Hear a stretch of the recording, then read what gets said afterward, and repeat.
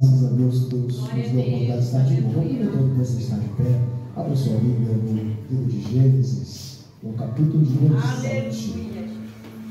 Onde você encontra, quero agradecer pela oportunidade de me convidado para falar aos irmãos nessa noite. Agradecer o pastor Eliade pela oportunidade de que é o seu púlpito.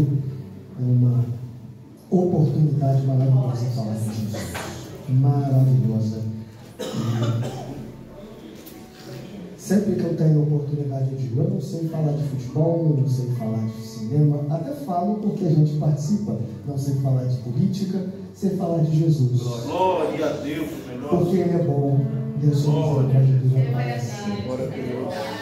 Capítulo 7 de Gênesis, apenas o primeiro versículo, diz assim: depois disse o Senhor a Noé: entra tu e toda a tua família na arca, porque tenho visto que é justo diante de mim nesta geração. Glória a Deus. Glorificando ao Senhor.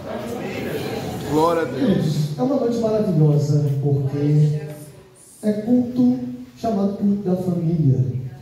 E por que isso é maravilhoso? É claro, eu não vou fugir do convencional, porque a família é um projeto de Deus. Deus é que projetou, Deus é que planejou.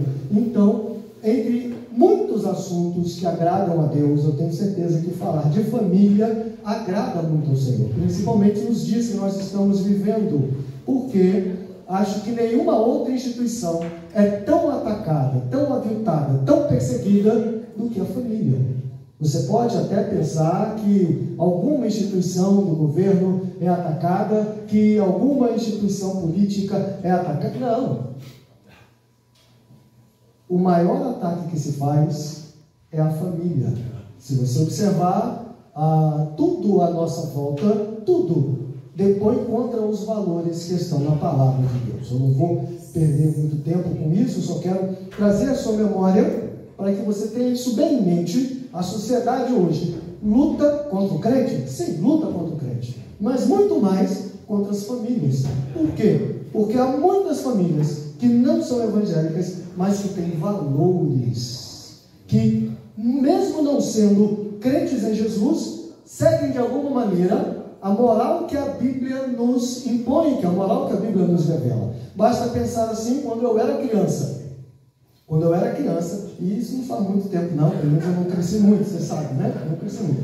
Quando eu era criança, a minha mãe não se preocupava se eu ia na casa do meu vizinho, ou de alguns vizinhos. Tinha uns vizinhos que ela não deixava não, mas de alguns vizinhos, para brincar com os filhos dos meus vizinhos. Por quê? Porque ela sabia que o que a mãe do meu vizinho dizia assim, não pode, era o que ela dizia, não pode. O que a mãe do meu vizinho dizia, isso você pode fazer, era exatamente o que ela dizia, isso você pode fazer. Só que hoje em dia, como as famílias, elas têm se distanciado cada vez mais de uma mesma moral, de uma mesma palavra, de uma mesma instrução, cada família tem o seu jeito. Cada família tem as suas regras, e claro, cada casa tem as suas regras. Mas aí você olha que hoje em dia tem famílias que estão completamente desestruturadas. Aí eu fico triste em ver, às vezes, crianças mesmo, 4, 5, 6 anos, que tem que, para dormir, tomar antidepressivos. Aí alguém vai dizer, isso é da modernidade. Não, meu querido, isso não é normal. Isso não é normal.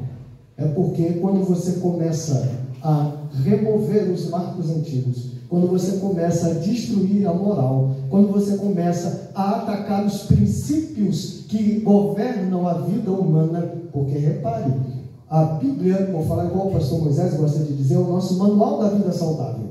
Então, quando você não segue o que a Bíblia diz, você está indo contra aquilo que é bom para a vida humana. Automaticamente as famílias começam a se destruir, se desestruturar. E o resultado disso não poderia ser coisa diferente daquilo que nós estamos vendo hoje. Por isso a Bíblia diz que nos últimos dias se levantariam pais contra filhos, filhos contra pais, irmãos contra irmãos, que o amor familiar se destruiria. Por quê? Porque as pessoas cada dia estão se afastando mais da Bíblia Sagrada.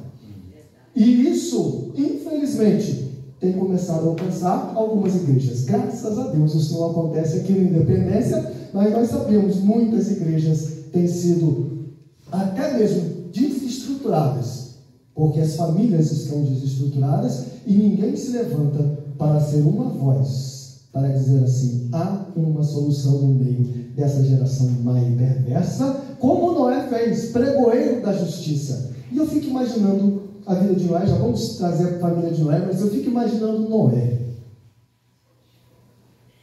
Olha, Deus vai trazer um dilúvio sobre a terra.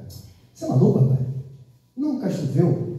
Esse negócio é coisa da sua cabeça. E começa Noé a construir uma arca.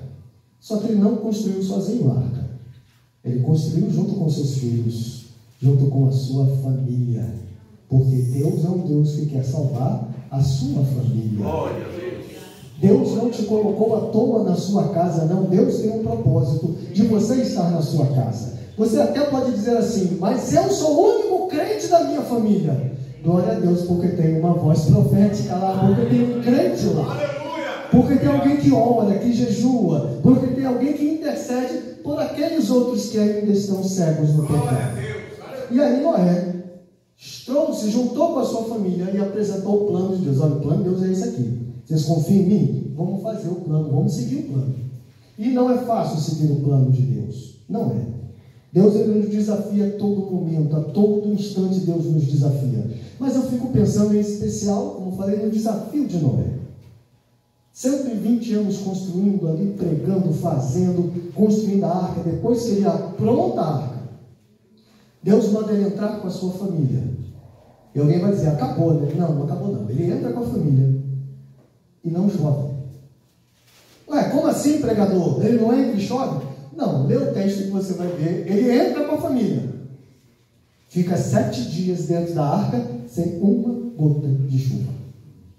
Eu fico imaginando o pessoal, os vizinhos de Noé, olhando para Noé, dizendo, tá vendo? Não falei? Esse cara é maluco.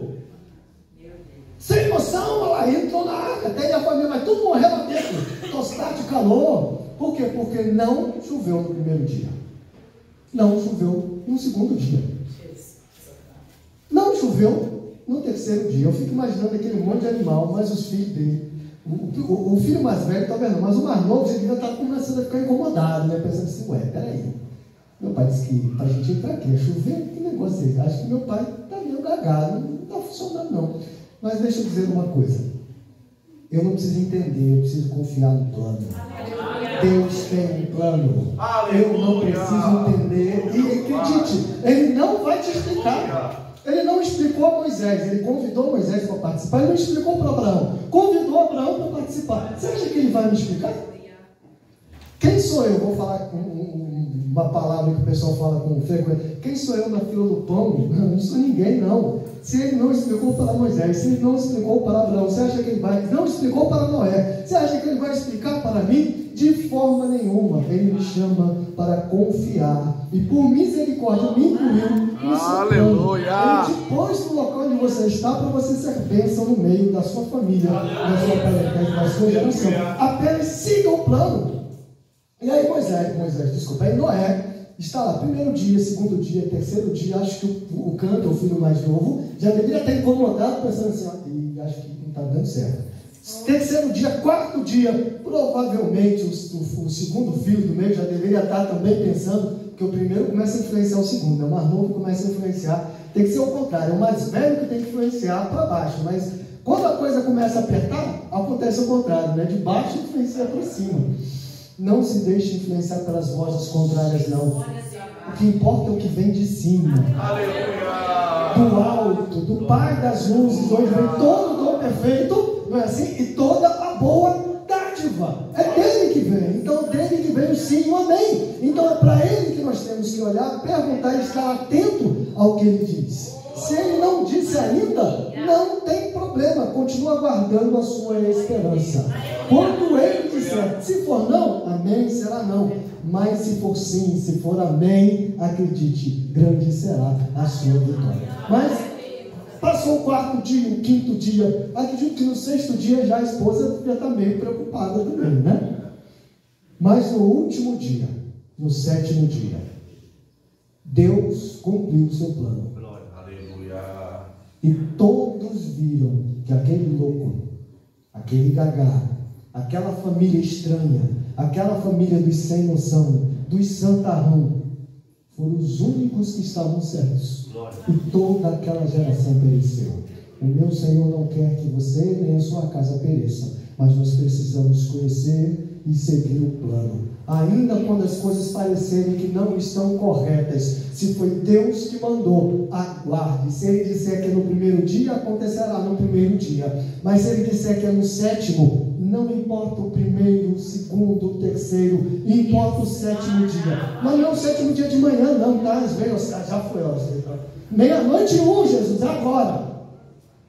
Normalmente o meu Senhor, quando fala do sétimo dia, não é na meia-noite não.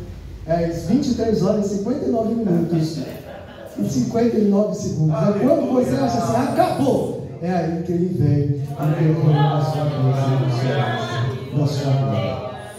E é desse jeito. Precisamos confiar no plano.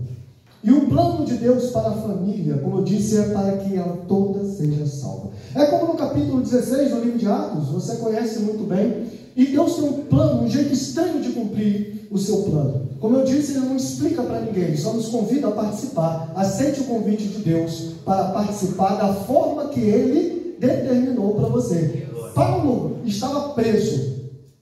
E já é complicado, você está preso. Hoje em dia, por mais dificuldade que haja na prisão, naquela época ainda era um pouco pior.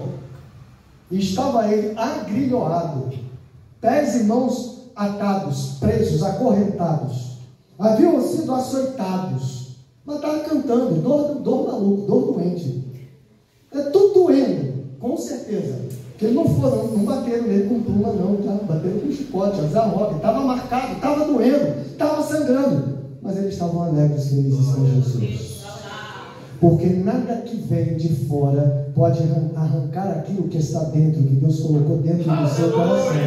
Essa alegria, é igual um hino antigo que alguns pastores, não vou nem falar o nome, que eu vou falar do hino, você vai saber. Essa alegria não vai mais sair do dentro do meu coração. E não pode sair. Apenas você pode jogar fora, mas o diabo não pode roubar de você, a luta não pode roubar de você, a dificuldade não pode roubar de você. Deus plantou tão fundo no seu coração que só você pode arrancar.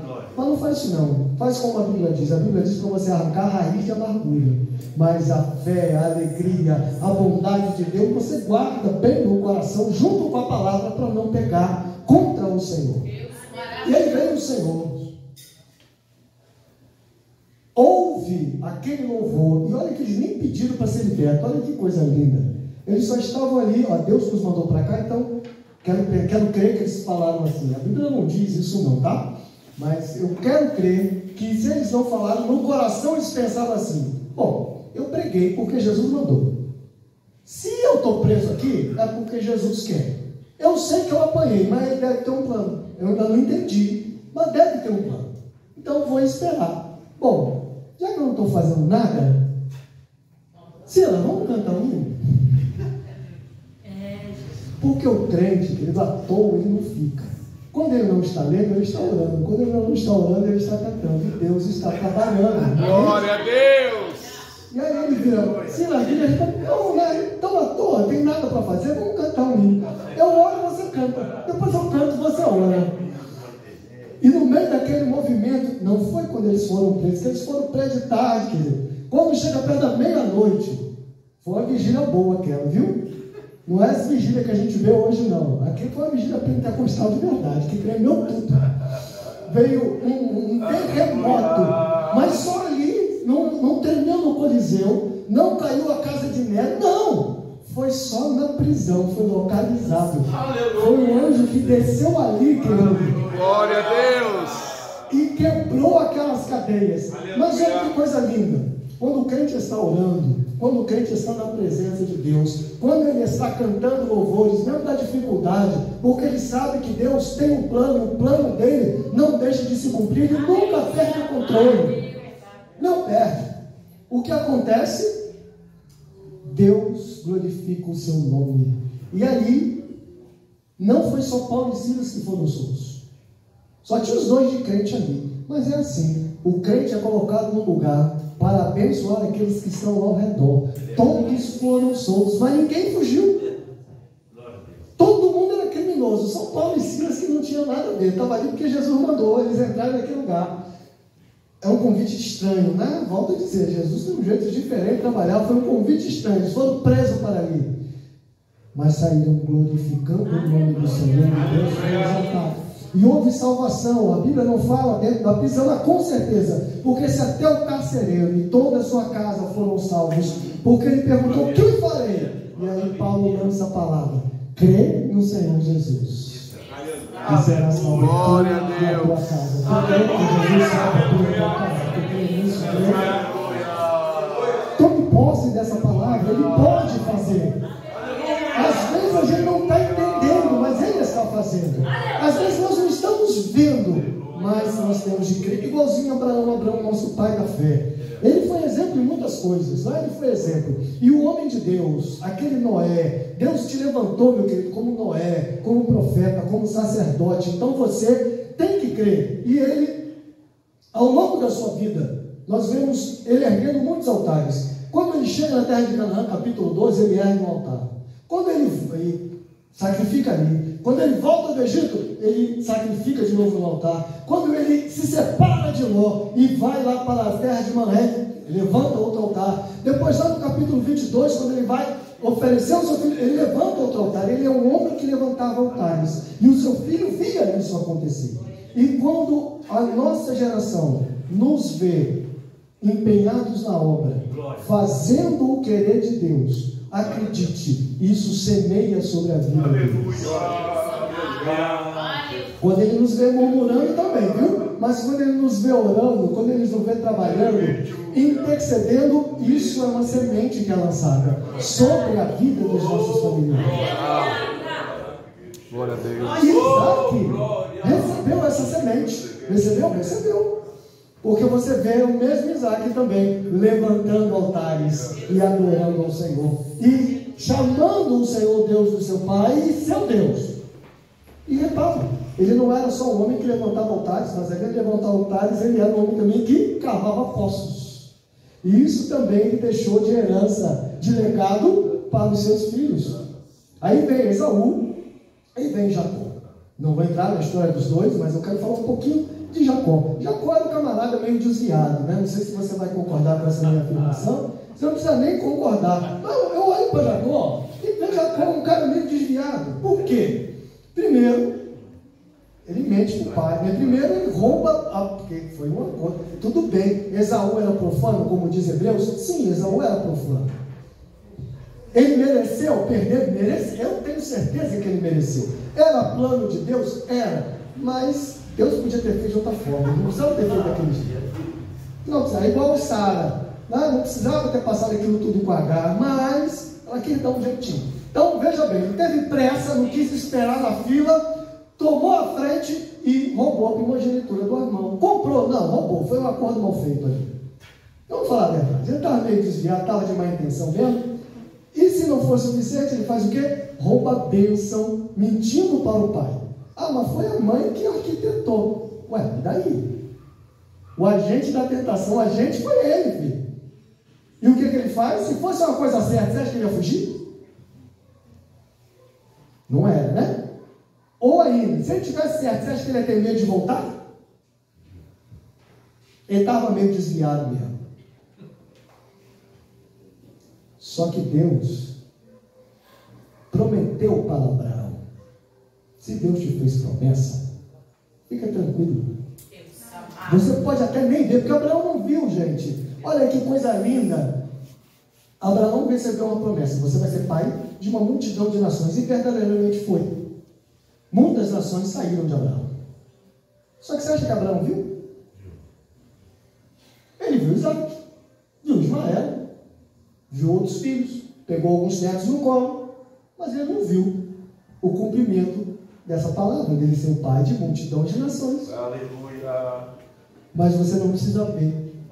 Você tem que crer que Deus fará. Aleluia. Mesmo se ele te tirar dessa terra, a palavra dele não perde o efeito, sabia disso?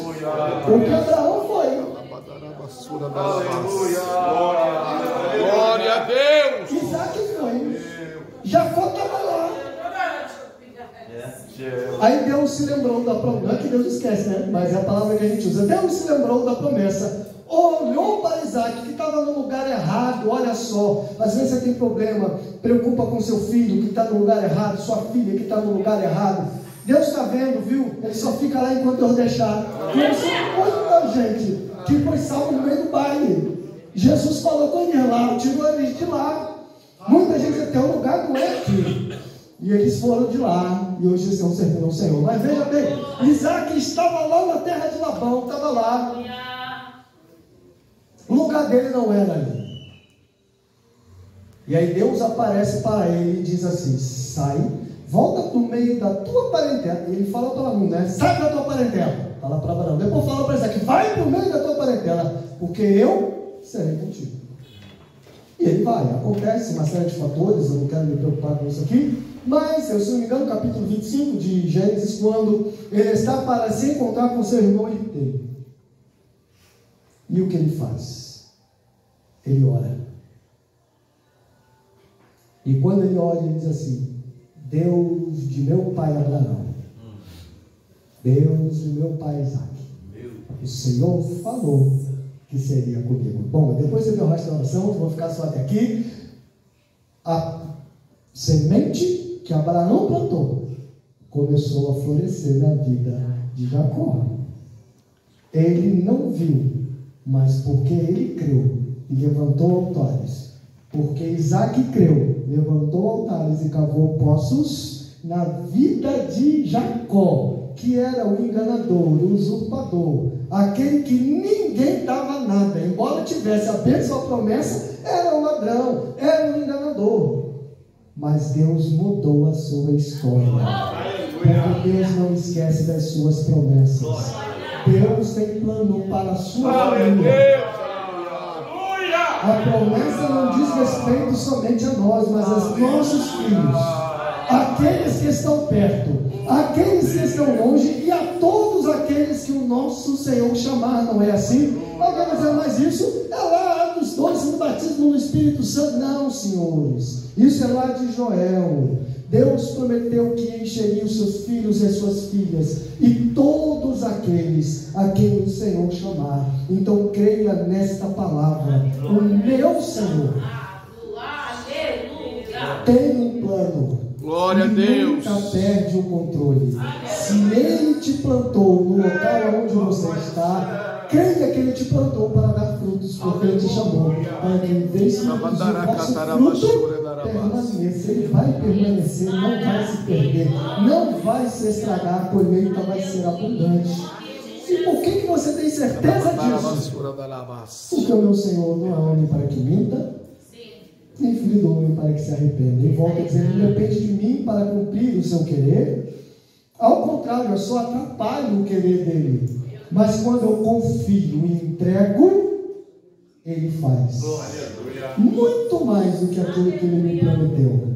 Porque quando nós lançamos sobre ele as nossas ansiedades, ele cuida de nós. E o tempo vai se... Eu só queria comentar, Abraão é um exemplo, né? Mas hoje em dia nós temos, infelizmente, muitas famílias, embora que a Bíblia tenha um modelo para a família, e é bom que você, moço, moça, adolescente, saiba disso, Deus tem um modelo para a família. Às vezes as famílias seguem modelos diferentes, não tem problema, porque existem exceções, mas existe um modelo para a família, não é assim? Só que às vezes as famílias fogem um pouquinho ao modelo. Por exemplo, às vezes você não tem um homem como sacerdote, porque quem Deus levantou é uma criança. Acontece? Acontece. Lembra lá da casa de Naamã? A coluna ali, a bênção ali. Quem estava no plano ali era uma menina, né? Escrava. Escrava. Porque para Deus não importa, Ele usa quem estiver disponível.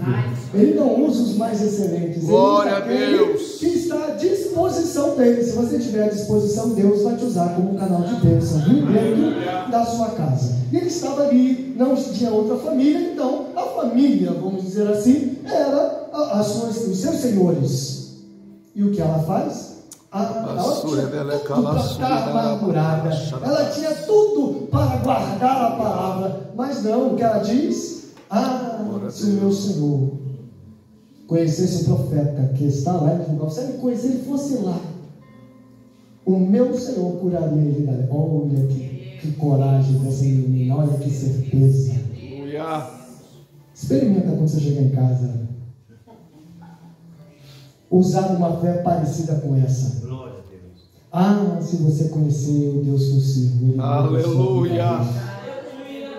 Ele te liberta hoje, Ele te cura hoje, e é isso mesmo que faz. Você só precisa crer, e se tiver oportunidade fala, se não tiver não precisa falar, porque às vezes, como eu disse, o plano é um, mas o modelo é um, mas às vezes Deus segue um plano diferente.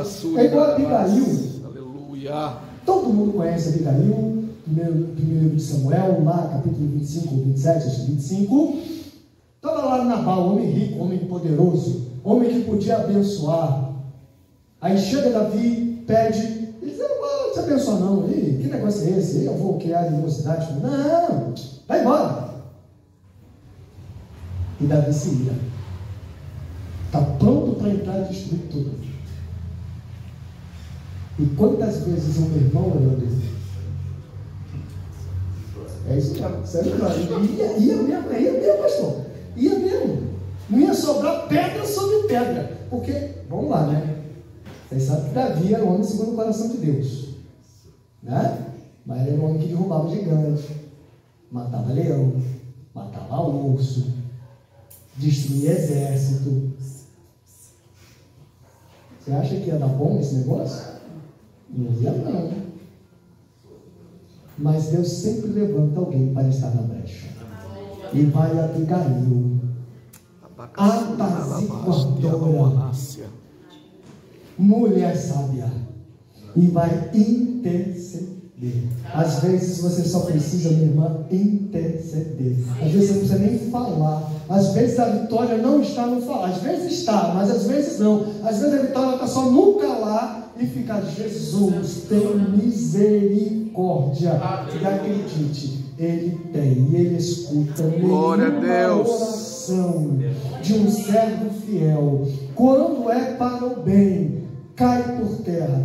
Mas e aquelas orações de Jeremias que Deus fala assim: não ore para... Às vezes acontece, mas não é para acontecer na sua casa, não. Por quê? Glória Porque você plantou uma boa semente. E essa semente nesta noite Deus nos chama para fazer como Noé,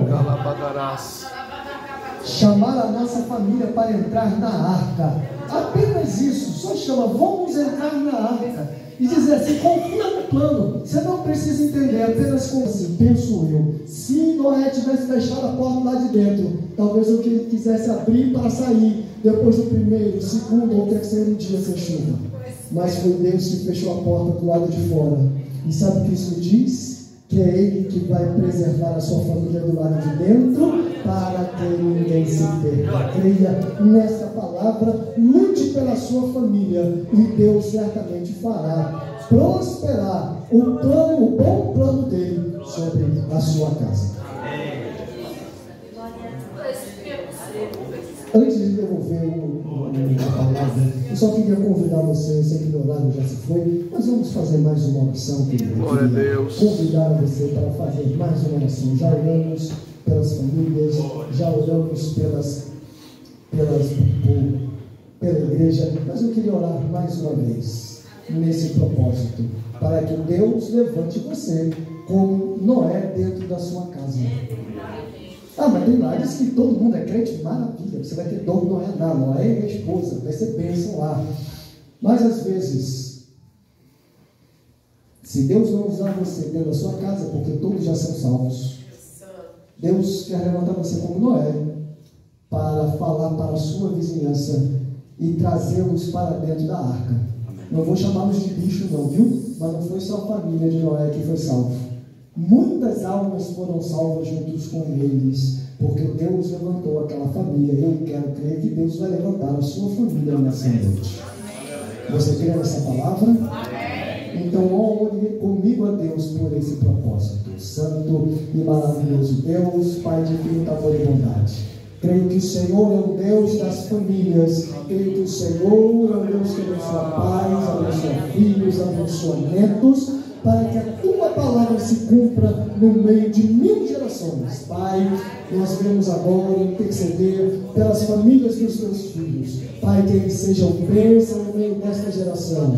Pai, que cada um deles possa ser Noé no meio da sua casa, coluna, que eles possam ser, meu Senhor, arauto, profetas, sacerdotes e sacerdotisas, para que a tua boa palavra e o teu bom plano venha se cumprir. Que ninguém pule do barco, mas que todas as vidas sejam salvas, Senhor, não só eles, mas todos que estiverem ao seu redor, que eles possam ser, Senhor, ministros de justiça no meio desta geração ímpia e perversa, para que o Senhor não venha ferir a terra com maldição, mas para que grande venha a ser a colheita, e que essa igreja, Senhor, venha a colher frutos destas famílias. É o que nós te pedimos. Também pedimos, Senhor, por este ministério. Continua abençoando, meu Senhor, a vida do Espírito Felipe, da sua esposa, da sua casa e de todos que cooperam com ele, porque sabemos que a luta é grande, a dificuldade é grande, mas a vitória é certa em Cristo Jesus. Abençoe, meu Senhor, nesta noite é que nós te pedimos em nome de Jesus. Eu agradeço ricamente essa oportunidade que Deus abençoe a sua igreja.